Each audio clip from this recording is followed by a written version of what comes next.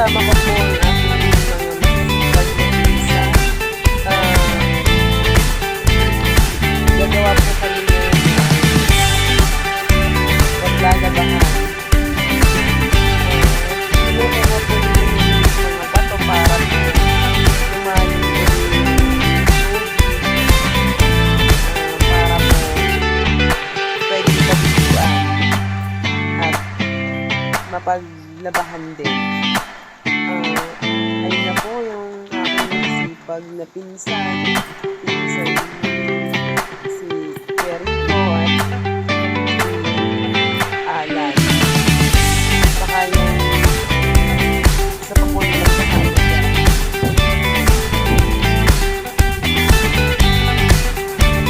Guys, yun yung video. Medyo maganda na yung